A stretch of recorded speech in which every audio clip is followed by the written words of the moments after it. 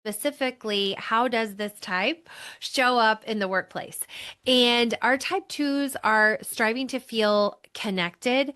The most of the overview that you'll hear from today is taken from the awareness to action model, where they talk about striving to feel. Last week, we talked about type one, striving to feel perfect. What does that mean? What does that look like? Strengths, overused strengths, pet peeves, how they might drive other people crazy, all specific to the workplace. So if that is of interest to you, you have to be sure and catch that one. And we're going to be doing type three next. But today we are doing type two. This type is striving to feel connected. You will hear it called the helper, the giver. And those terms aren't necessarily wrong. It's just that it's so much more than that. It's a layer deeper than that. They help so that they can feel connected. They give so that they can feel connected. And so that striving to feel connected is just such a relevant word. And then I also think just does a great job of describing. So striving to feel connected, these types, they value or they are valuable in the workplace for their ability to kind of be the relational glue of a team. They have a lot of empathy, a lot of emotional awareness. They are very focused on the team. How can I support the team? Their leadership style is known as the coach, and we're going to talk a little bit more about why that is, but it is because they have such a superpower of being able to really see people and see all the different individualness in each of the people and really kind of coach differently, not some big blanket leadership style.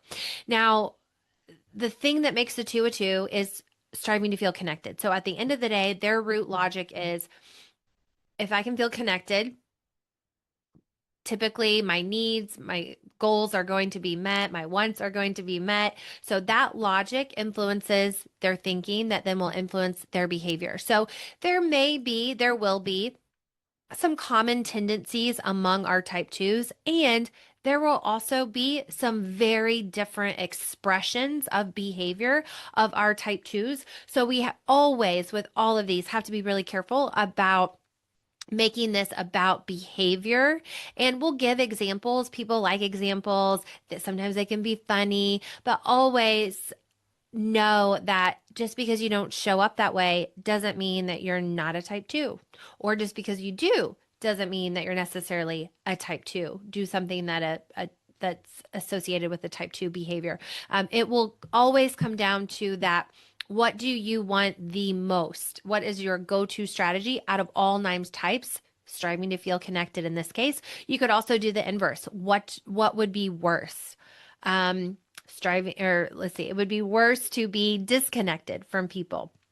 So if you're matching up two or three pairs, you're really struggling with am I this or am I that? Sometimes that inverse can help.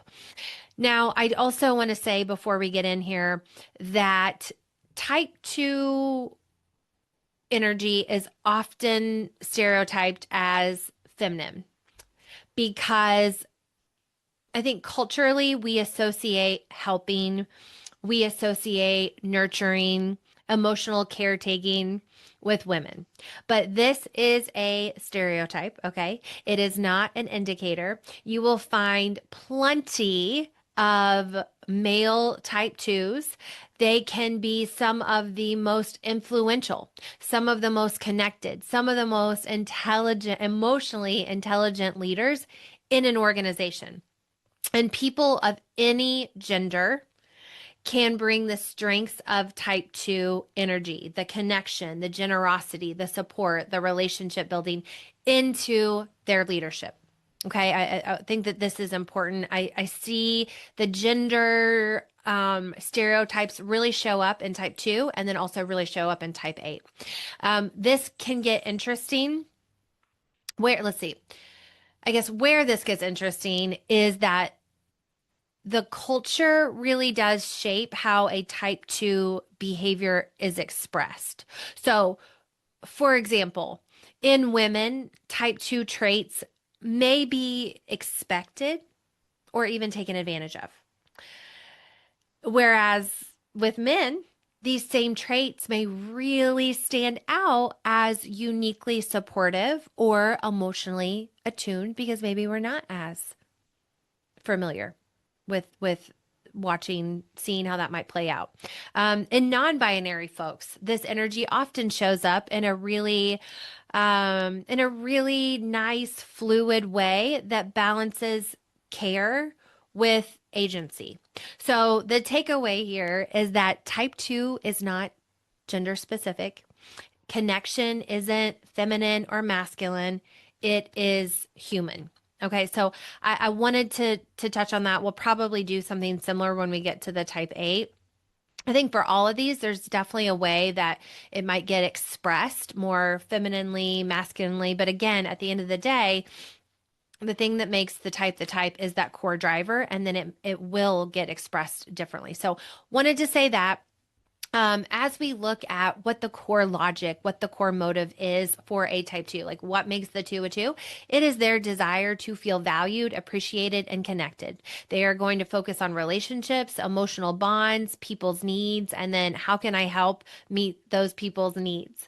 They are great at helping others. Meet their needs, meet their goals. They're able to strengthen connection, and quite frankly, a lot of them like to strengthen that connection, like to be supportive and feel needed so that they can feel indispensable. That feels like, okay, for somebody who is striving to feel connected, that makes sense. That means our connection is going to be strong. Our connection can grow. Our connection is not going to get disconnected if you need me. Now, I will also say on this that type 2s aren't necessarily going around helping random strangers on the sidewalk, walking along the sidewalk. They're not necessarily bringing casseroles over to their neighbors, which I think sometimes they do get a reputation, or there's the stereotype of being warm and fuzzy and kind of over giving. And while there may be some version of that play out, that is not every type 2's expression of the type. Typically, I'm striving to feel connected to the people that matter most to me at work, at home, in my friend group. So it isn't everybody on planet Earth necessarily. Now, the strengths that they're going to bring to a team is their ability to really tune in to other people's emotions, to really see people and understand and notice maybe some unspoken needs. It's kind of hi, how's your day? Fine, right? We always say fine. And a type 2 is going to be somebody who's going to be really dialed in and going to want to take the time to really understand, no, something's off. Like, tell me, how are you really feeling? How are you really doing? They are wonderful at relationship building, rapport building, really creating cohesion inside a team dynamic. They offer encouragement. It just kind of comes natural to them. They don't have to be like, what should I say? How do I word this? They are natural encouragers. They are naturally supportive, and they are going to naturally advocate for others. They're willing to step in, pitch in, lift others up. They really feel like, hey, I shine when my team shines. I shine when other people shine. And this is such a wonderful quality in a teammate and a manager, quite frankly. Now, we always talk here at Enneagram MBA not about strengths and weaknesses, but about strengths and overuse strengths, because ultimately the striving to feel connected, when it's really dialed in, it's going to look like what the list that we just talked about, those strengths. And then sometimes, depending on the situation, depending on the person in front of you, depending on what kind of day you've had, stressed, tired, you're going to overuse striving to feel connected. And sometimes striving to feel connected, when you're overusing it, looks like overhelping, taking on other people's responsibilities, letting your responsibilities maybe fall. And so for the sake of somebody else, taking care of somebody else, or maybe you just pile it on. And sure, every once in a while, you may have to do that. You may want to do it, but doing it over and over long term is going to be, probably not very sustainable. Some sort of burnout is going to happen in the future. Boundary challenges can be a overused strength, where typically our type 2s are, yes, I want to help, I want to support you, I want to shine so that I want to help you shine so that I feel like I shine.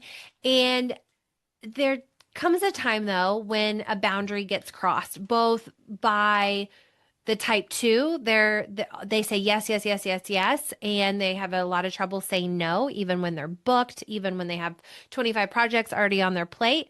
And they can also blur the lines of other people's boundaries by wanting to help when it's maybe not wanted.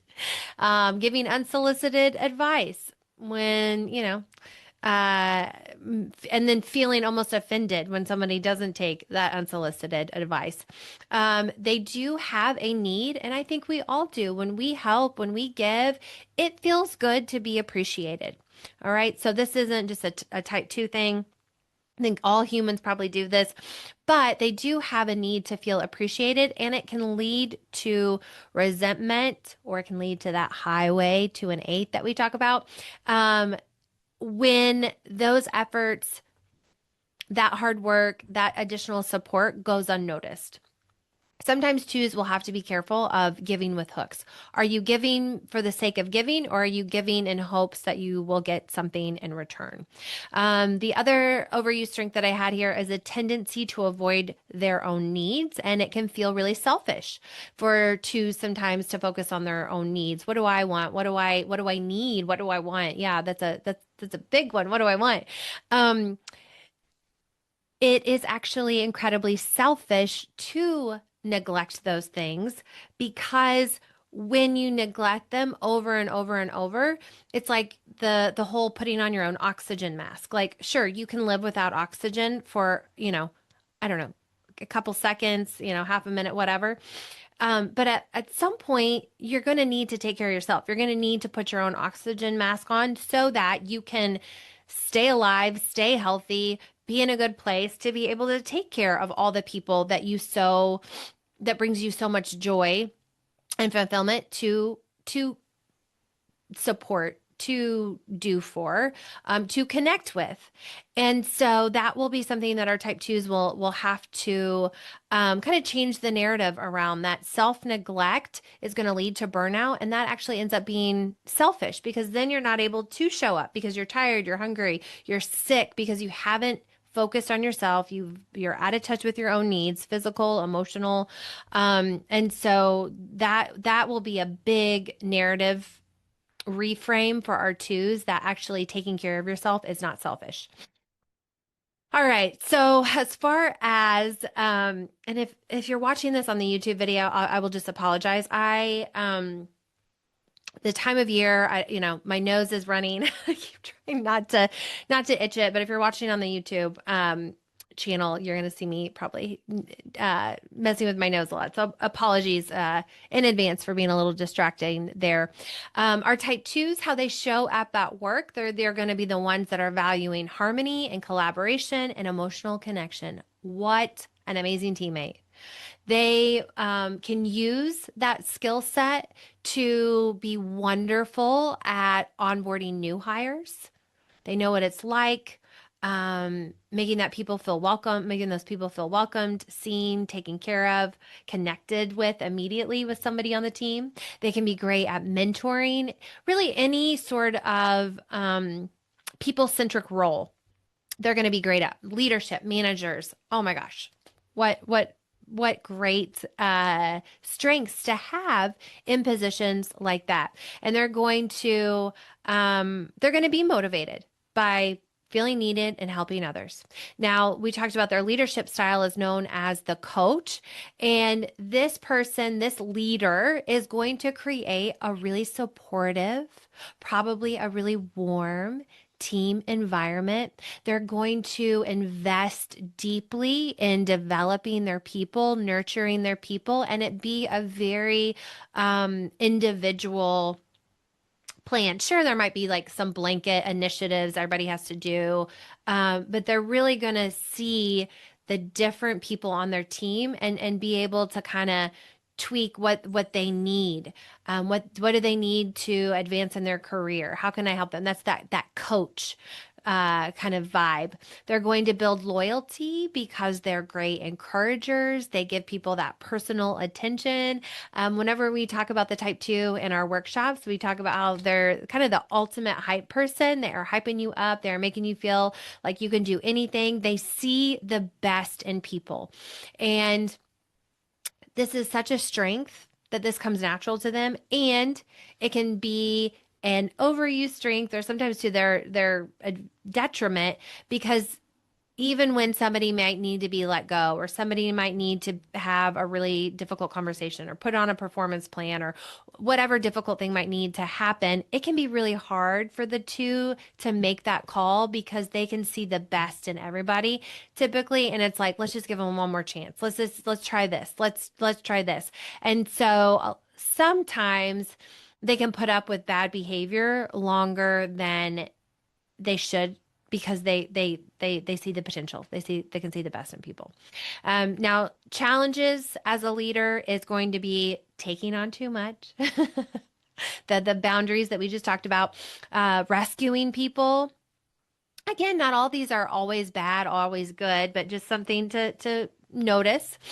Favoritism can be a challenge for our type 2 leaders, and then emotional exhaustion. So, meaning, they can be emotionally exhausted because they are worrying about their people. Are they doing okay? Are they struggling? And start to take on more of that emotional empathy versus the cognitive empathy, where you don't get as emotionally entangled when you have that cognitive empathy. So that will be something to manage, to be aware of, to assess in yourself. And then also, if you happen to be leading another type 2 manager or somebody on the team, keeping these things in mind. I think on the flip side, that it can also be at times emotionally, they can be experienced as emotionally overwhelming, maybe emotionally exhaustive, because they care so deeply. They're they're not necessarily mean and confrontational, but if they feel like somebody's messing with their people, there's a decision that's going to be made that is going to impact their team in a negative way, especially, they're going to go toe to toe, and they're going to get passionate, and they're going to get emotional. And that is okay. We are having a human experience. We're going to have emotions. Again, it's just, does the time call for that, or is it more of a, let's approach this with logic and rationale, or let me hold this in for this meeting and then have a direct conversation with a one-on-one individual. So just, again, some things to keep in mind. Not every two is going to struggle with these, but some tendencies like we talked about. Now, in the workplace, we always have pet peeves and preferences. And for our type 2s, we talked about, it can really bother them when they feel unappreciated. So if you work with a type 2, making sure that you're recognizing their efforts, calling those out specifically. They hate to be left out of meetings. You can't invite everybody to every single meeting, but as much as you can, making sure that type 2 teammate is included, or giving them opportunities to be included in additional things. They do not like cold transactional environments, conversations. And again, on the flip side, some people might be thinking, this is work. Let's just get to it. We have a busy day. We start now. We're not going to talk about, hi, how are you? How was your weekend? Tell me about your vacation. Otherwise we're going to be behind. But that can feel really cold and transactional to the type 2, just to sit down, especially sit down for a one-on-one conversation and just jump into it. That's going to be hard. That's going to feel very abrupt. So if you know that you're going into a meeting or a one-on-one with your type 2 manager or teammate, doing what you can to just even add 5 minutes, 5, 10, 15 minutes to the agenda, so you have that rapport building time. And then let's see, I also had abrupt communication, dismissiveness of feelings, kind of the same thing. And then lack of acknowledgement of their contributions. They want to be appreciated, and they want that specific feedback about the help, support, contributions that they made. Now, twos, a lot of times will say, I love it when we can have that warm collaborative communication, the hi, how are yous. They really love it when they can know their teammates as a person, not just what they do.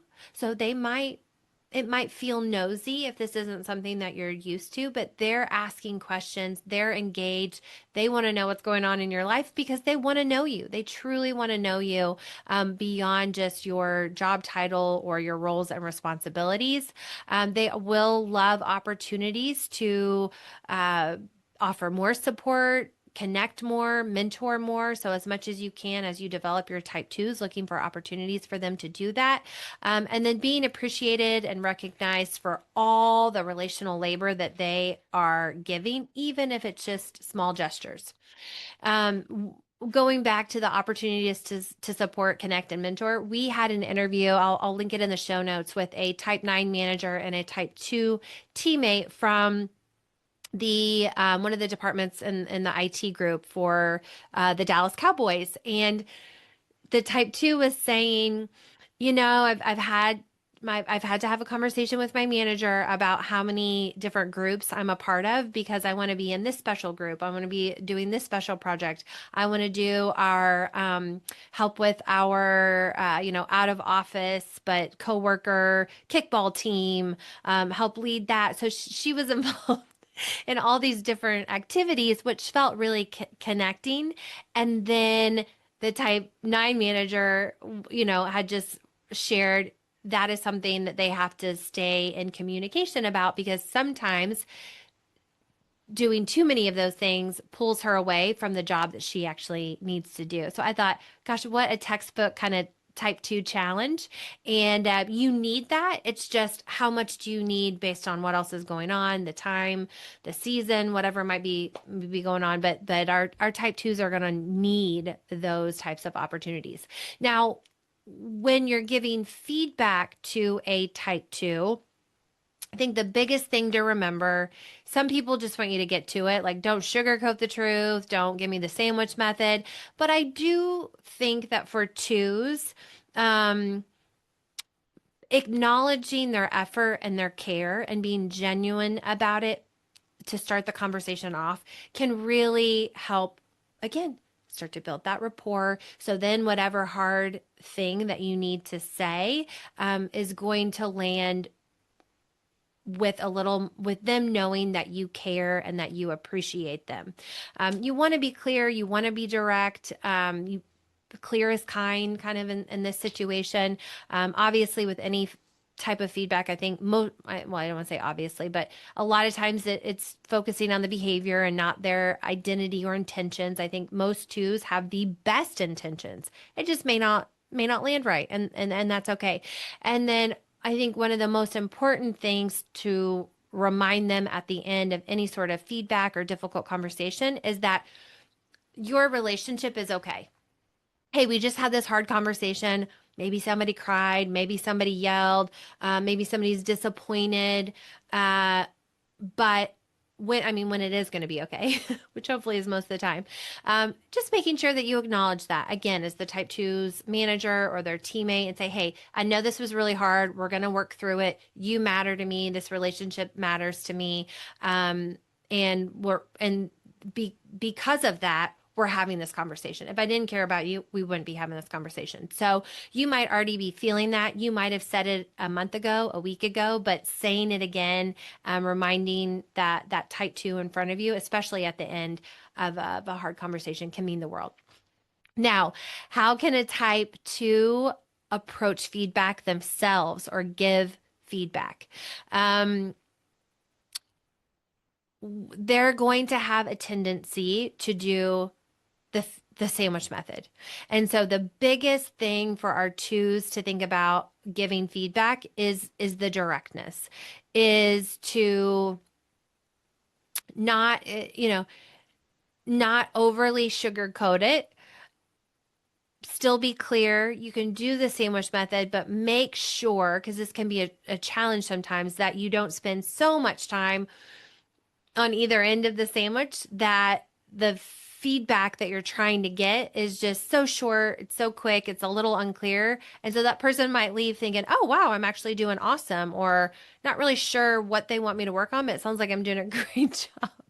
So just as a two, be a little cautious of that. That directness can feel mean. It can feel harsh. I think this is true for our twos, our sevens, our nines, especially.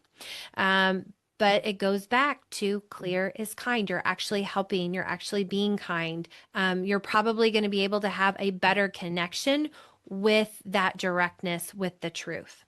Now, there's a lot of reasons. We talked about male, females showing up differently as a type 2. Culturally, you're going to show up differently depending on, where you're from, country of origin, area of the country, all kinds of things are going to play into, are you a parent or not, or all so many things about our human experience is going to factor in how your two gets expressed. Okay. So that is just being a human.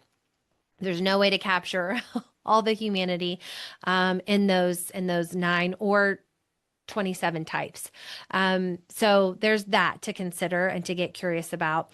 We do have the second dimension of the Enneagram that gives us the 27 types because we overlay the 3 instinctual biases with each of the types. So each type ends up having 3 different flavors or 3 different kind of subtypes. And so that is going to factor in to how each type gets expressed. Our preservers, when our preserving twos, as you might remember, our preservers are focused on the nest, the home, resources. Do we have enough? Are we safe? Are we being responsible? Traditions are really important. So when you overlay that with striving to feel connected, you're going to probably look to caretake through practical support like meals, errands, logistics, the to-do list that you have to do at work. These people might be a little bit more of behind the scene connectors, helpers, support system. They are probably going to be warm and nurturing, probably pretty grounded. And this, out of all 3 of the instinctual biases, is probably going to be the most modest or practical type 2. Okay. Our navigating type 2s, as a reminder, our navigators are focused on the navigating group dynamics, understanding who's in charge, the hierarchy. They don't necessarily need to be in charge, but they want to understand where they are, where everybody else is, roles, responsibility, information sharing. So when you overlay that with the striving to feel connected, these people really focused on the group, making sure they belong, making sure other people feel like they belong, relationships out of the off the charts with this one. They're going to have a lot of social influence, most likely. These are the type of people who's probably going to know everybody's stories and feelings and all the little nuanced dynamics that happens inside a team or inside a group. And they're going to be really great at building community, helping everybody to get along, building that group cohesion. Okay. And then the last one is our transmitting type 2s. And as a reminder, our transmitters are wanting to go far and fast, leave a legacy.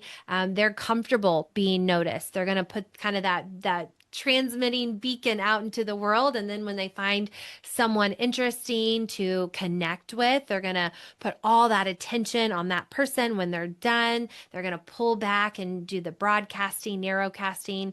Back and forth is going to be something. They're going to be a little bit more open to risk for the sake of being able to do something big, do something meaningful, do something long lasting, leave an impact. So these, when you overlay the transmitting with the striving to feel connected. These type twos are going to be big, magnetic, probably very charismatic, have a lot of charismatic energy.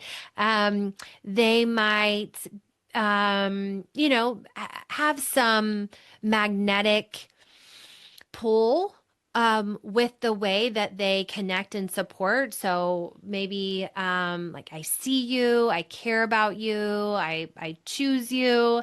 They're going to have a strong one-to-one connection. They're going to want to have a big impact on their team, on the organization, on the world with how they can support people, be connected with others. Are probably going to be very charming.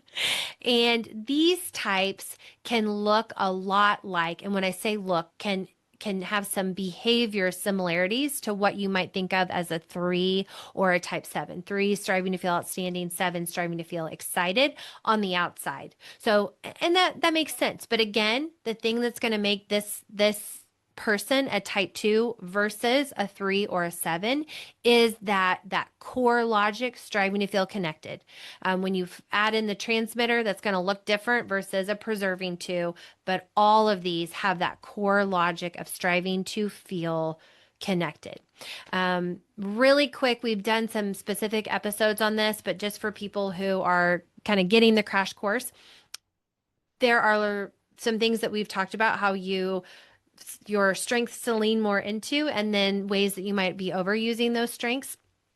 There's also going to be 2 resource points or growth paths for our type 2. And one is they have a connected line to the type 8. So that's really good to remember to bring in some of that assertiveness, bring in some of those strong boundaries to claim their needs directly, clearly, even when it might feel uncomfortable or it might feel too mean or it might feel like, oh, I'm going to ruin this relationship if I say no or I say it in a really direct way. But they can pull in some of the strengths, the directness, the boldness, the clear communication that our type 8s have and really help them set and communicate their boundaries clearly. That can be a huge growth opportunity for our 2s. Just what is that boundary? What are you able to do before you burn out? And then hold strong as much as you can. And then embrace a healthy dose of empowerment and directness. The other line that they have is to the type 4, and this is the one that they tend to neglect the most because our 4s are striving to feel unique. And our 4s have a reputation for being really in tune with how they feel, have a large level of self-awareness. They do a lot of introspection, thinking, how do I feel? What do I need? And that to the 2 who's starting to feel connected can feel a little selfish. So that tends to be the one that they neglect the most because it's like, ugh, if you're starting to feel unique, then you're stepping away from the group. You're not looking to necessarily be connected. There's a lot of growth opportunities in here for our type 2s to be able to tune into their own emotions, not just the emotions of others, but how are they feeling? Allow the space for their own needs and their inner life. Allow that. Don't feel bad. Don't let it make them feel selfish. Don't make them feel guilty about that or make themselves feel guilty about that. And then taking the time to kind of go within. 4s, 5s, 9s are known to kind of withdraw in certain situations to think about things. Our 4s tend to kind of pull in, reflect, and our 2s can take that superpower, that strength, and use that reflection to really think about, what do I really have going on? What do I really want to do? Does this align with my goals, before just jumping in and saying yes and helping? So what's something you can do in the real world? I got a couple of experiments for you. So if you are a type 2, you can practice. You don't even have to practice saying no. You can just practice saying, let me think about that and I'll get back to you. Okay, that might even feel kind of hard because you're so yes to saying, yes, sure, I got you. But just practice. Let me think about that and get back to you. And so maybe for the next week, but you don't allow yourself to say yes to anything. That's your response. Or maybe it's just a day. right? Maybe it's just a day. Okay, let me see how that feels. Let me see how that goes. And then maybe while you're thinking, somebody ends up solving the problem that they came to you for anyway. And so you don't even have to add that to your plate. Um, so that can be a big one. Checking in with your own needs before you offer help. Sometimes people aren't even asking the twos to, stretch themselves thin. It's the two feeling like, oh, I should offer help, right? So before you do that, check in with your own time, your needs, your resources. Is this something you're actually able to take on? And then are there opportunities, or look for the next opportunity to let someone else take the lead or solve the problem before you jump in to help? Now, if you work with a type 2, a couple things actually that you can do is to make sure that you express your appreciation specifically, clearly, and often, right? You might think, well, listen, I told them in their review last year that they were doing great. I told them last quarter that they were great at this. No, these are probably the type of people that are going to want and need to hear it often, and they're going to want to hear it specific. What specifically do you appreciate, right? So that can go a long way with your relationship building with the two. Give them opportunities to connect with people if you're leading. Um, but working with them to make sure that it's not too much, but they will need some sort of outlet for that. So as much as you can, finding an opportunity or two or three that allows them to connect with people. Being mindful that you're not taking advantage, whether you're a manager or a teammate, that you're not taking advantage of their willingness to help. I think the twos feel it a little bit. They probably sometimes might think, gosh, they know how much I have on my plate, yet here they are asking because they know I'm not going to say no. So again, is there somebody else that you could ask? Could you ask later in the week? Could you take a stab at it? There's all kinds of different ways to maybe navigate. I think so much our default is, well, let's ask the two because they're always helpful. But is there somebody else to ask? And then I think that this would probably make a two cry, maybe. It could also make them feel um, surprised. And I'm not sure that they may even know if this is the first time they've been asked this question, but it can be really powerful to ask, hey, how can I support you? Without assuming that they're fine, without assuming that they got everything handled. They're out here always asking, finding ways to support their people. I know that it would mean the world, even if it felt kind of weird or uncomfortable at first, to have that asked to them. How can I support you? What can I do for you? That could be a really powerful relationship builder with your type 2 coworker. All right. So if you are a two, you have some things you can do. If you're working with a type 2, you have some things that you can try to be a more supportive teammate to enhance your collaboration, your listening, your communication, your working relationship overall. If you happen to be a type 2 and there's anything that you would add, anything maybe I didn't get quite right, a specific example, a funny story. If you happen to be a 2 and you want to bring on a coworker and talk about your type 2 coworker dynamic with whatever other type your coworker is, I would love to hear all of that. So please reach out at enneagramMBA.com/contact. Let me know that you heard this episode and whatever it is you want to share or are willing to share, potentially as a podcast guest, inside that short message box. And then I will say these are the types of things that we get more into during our half day, full day workshops or our Enneagram programming. So I'm going to invite you to learn more about all of those opportunities over at enneagramMBA.com. And with that, I hope to see you back here. Thank you for being here. And I hope to see you back in the next one where we're going to dive into the type 3, striving to feel outstanding. So I'll see you in the next one.